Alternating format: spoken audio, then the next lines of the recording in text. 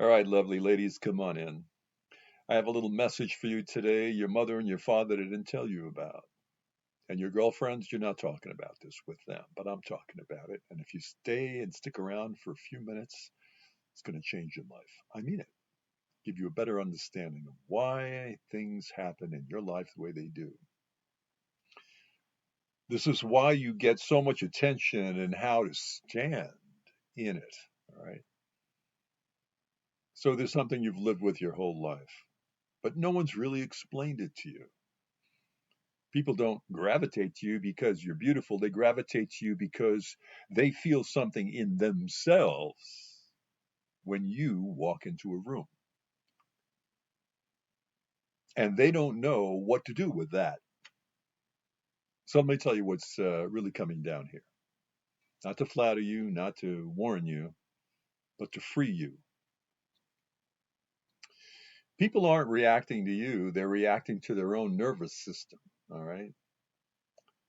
Your presence lowers the noise inside people.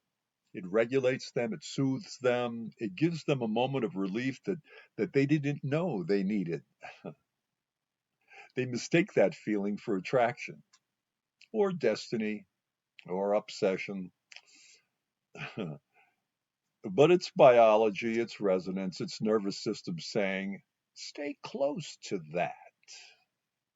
This is why the attention feels so intense, and so confusing. You become a projection screen. People, they don't see your truth, they see their longing. You know what they see? They see the partner they wish they were, the life they wish they had, the mother they needed, the fantasy they built, the healing they crave, the validation they're starving for. So you become the canvas for everything they haven't dealt with. Mm. And that's why the attention feels heavy.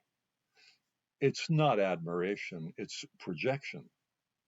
Okay, so your beauty disrupts ego hierarchies. You don't try to dominate the room and you don't try to impress anyone and you don't try to compete, but your presence alone rearranges the social order. People who rely on status, intimidation, performance, charm, control suddenly feel small. You didn't do anything, you just exist. And that alone destabilizes the insecure. So you've been bending your whole life to make others comfortable. You know, you've bent your voice, you've bent your intuition, you've bent your boundaries, you've bent your brilliance, you've bent your truth, but not because you're weak, but because you're compassionate. You didn't want to embarrass anyone, you didn't want to intimidate anyone, you didn't want to trigger anyone, you didn't want to be too much. So you bent, and now you're tired. Well, here's the truth you've never been told.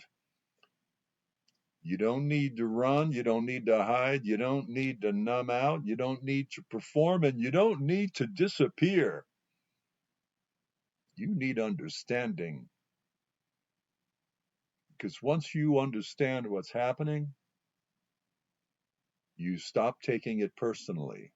Yeah, what's wrong with me? And why doesn't this, or why does this keep happening? You know, why can't I trust anyone? And you start thinking, oh, this isn't about me. This is about what I represent. That shift is your freedom. So here's a metaphor I want you to remember. You are the lighthouse, they are the ships.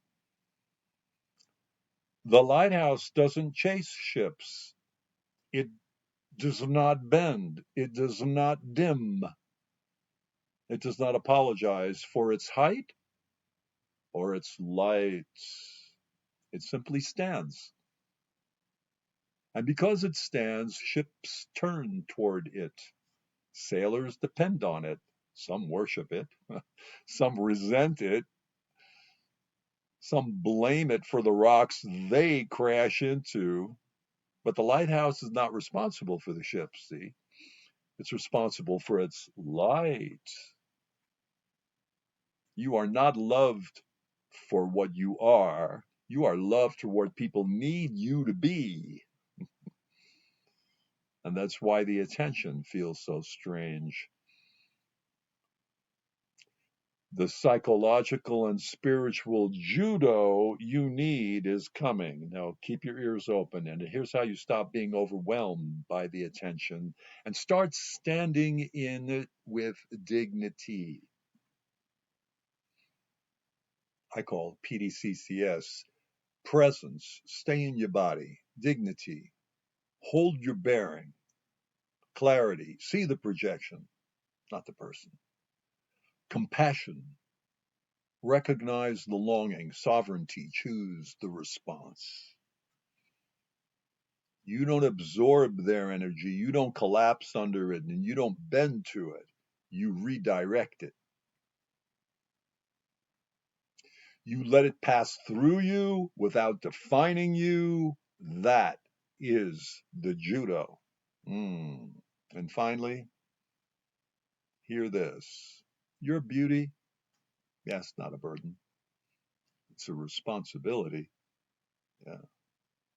Not a responsibility to please and not a responsibility to perform, not a responsibility to heal everyone, but a responsibility to stand. Because when you stand in dignity, you give others permission to rise. And when you stand in clarity, you expose illusion. And when you stand in compassion, you soften the room.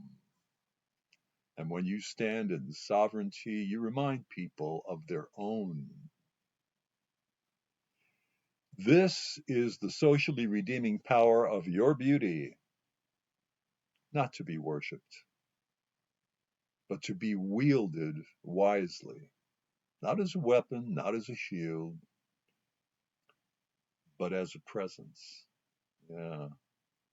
This is your return. This is your Avalon. I think that's the message for today. And if you have time, come back. It's a lot of good stuff here on this channel and my other channels, the Sovereign Way and also the Sovereign Archive. Yeah. So between now and then, and I hope to see you soon, remain in peace. Yeah.